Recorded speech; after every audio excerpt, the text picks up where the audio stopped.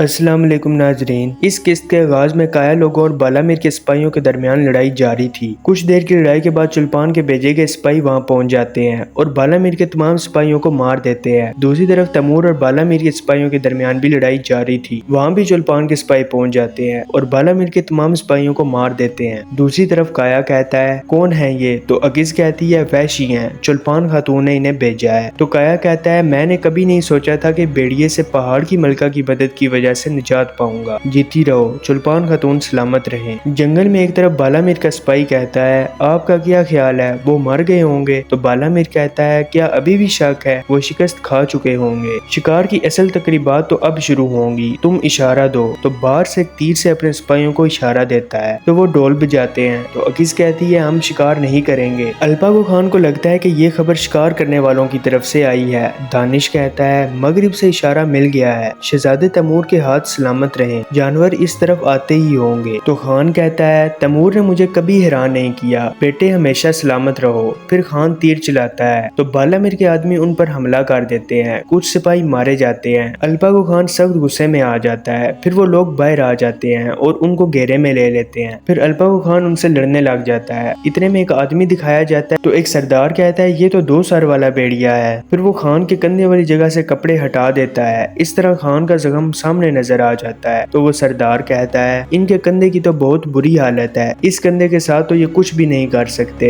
इतने में बालामीर भी वहाँ पहुँच जाता है और अपने ही सिपाहियों को मार देता है और लड़ने लग जाता है और जाली 2 सर वाले भेड़िए को इशारा करता है तो वो वहाँ से भाग जाता है और काया लोग भी वहाँ पहुँच जाते हैं। फिर बालामीर खान का जख्म देखकर कहता है ये तो बहुत खतरनाक हो गया है, आप तो तलवार भी नहीं उठा सकते, गोग तेंगरी ने आपकी बरकत ले ली है। फिर अल्पागो खान कहता है मेरा हुक्म है, जितने भी मेरे इलाके हैं उन्हें खबर कर दो, मैं खान आजम के मनसब से जुदा हो रहा हूँ, मेरी सेहत इसकी इजाजत नहीं देती। तो बालामीर मुस्कुराता है। आया लोग हैरान रह जाते हैं। अब जिरगा बैठेगा और इंतखाबात होंगे, नए खान का इंतखाब किया जाएगा। कुछ देर बाद गोग महल का मंजर सामने आता है। खान लोग वापस पहुंच गए थे। उलविजा भी बाहर आ जाती है तो खान सीधा अंदर की तरफ चला जाता है। उलविजा तैमूर से कहती है क्या हुआ है? तो तैमूर कहता है बालामीर ने अपना मकसद हासिल कर लिया है, वालिद खान आजम के मकसद से जुदा हो रहे हैं। यह सुनकर उलविजा हैरान परेशान हो जाती है। तोतका घोड़ों के बालों में कंघी फेर रही थी। इतने में तैमूर वहाँ आ जाता है और कहता है क्या कर रही हो? तो तोतका कहती है गुनसलीम खातून ने घोड़ों को कंघी करने का हुक्म दिया है। तो तैमूर कहता है तुम जानती हो कि मैं तुमसे क्यों भागता हूँ? वो चाहते हैं कि अगर मैंने तुमसे शादी की तो चीन के साथ सुलह खत्म हो जाएगी, मुझे लगता है मैं तुम्हें खो दूंगा।